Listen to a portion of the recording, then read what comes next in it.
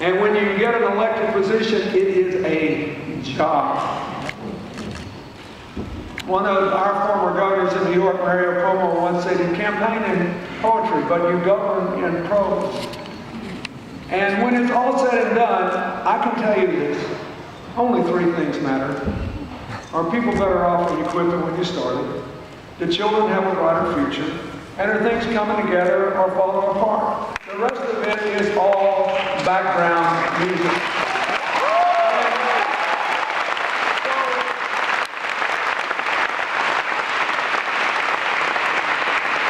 Here's the way I see it. This election is about three big questions. One, which candidate is more likely to restore prosperity to the middle class with good jobs and rising incomes again and give poor people an honorable way to work their way into that middle class? Two, which candidate is more likely to build a modern 21st century economy that will be strong enough to give young people faith in the American dream again and to maintain our leadership in the world as a force for peace and prosperity and freedom? And third, the eternal question in every election since the beginning: which candidate is more likely to keep us on the road toward a more perfect union?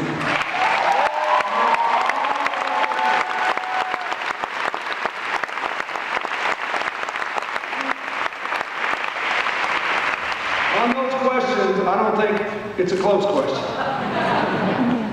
Despite his 11th hour conversion to moderate rhetoric in the debates, Governor Romney has not changed his position on the fundamental issues or his fundamental argument against the president.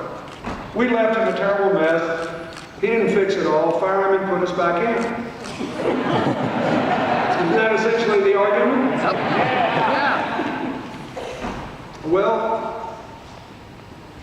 and then they say, and when you put us back in, remember our convention had a debt clause. Remember that? The debt is the biggest problem in the world right now.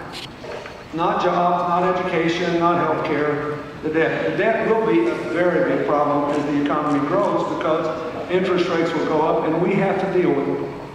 But their prescription is to say, oh, this debt is terrible. So here's what we propose to do. We want to start by piling $7 trillion more on with $5 trillion in tax cuts and $2 trillion in defense spending the Pentagon didn't ask for.